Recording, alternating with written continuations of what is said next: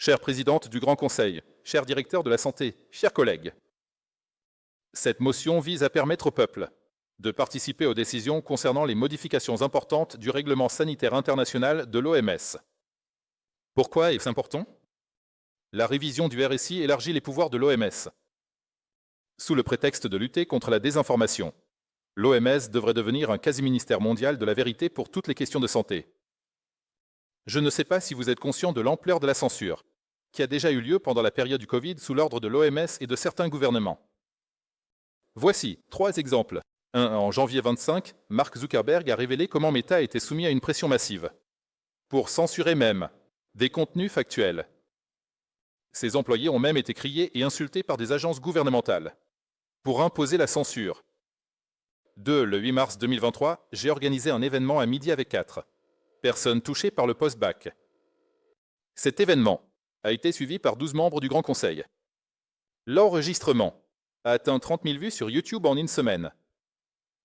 Ensuite, la vidéo a été supprimée. Le cours n'est pas possible.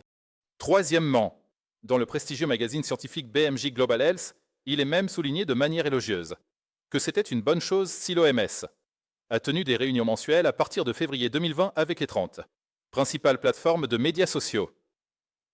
C'est seulement ainsi qu'on a pu s'assurer que ces plateformes ne diffusent pas, selon l'OMS, ce qu'on appelle des désinformations. Grand conseiller Samuel Kuhlmann, tu es retiré.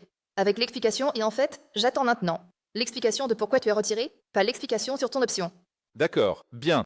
Merci. Alors je vais passer à l'explication.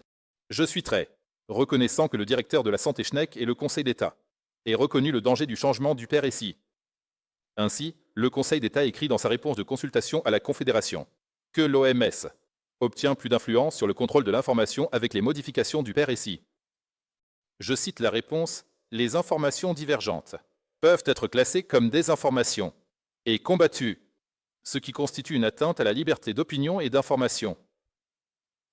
Le groupe EDU et moi-même sommes donc ravis que le Conseil d'État se soit prononcé, entre autres, pour le rejet des adaptations du RSI. En ce sens, l'objectif de cette motion est largement atteint.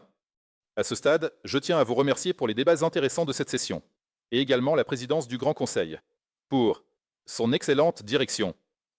En guise de mot de la fin, je voudrais citer le nouveau directeur des National Institutes of Health des États-Unis, le professeur J. Bhattacharya, l'essence de la science, et le désaccord.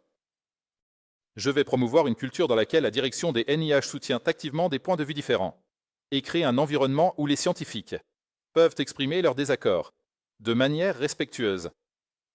Merci pour votre attention, et passez encore un bon moment.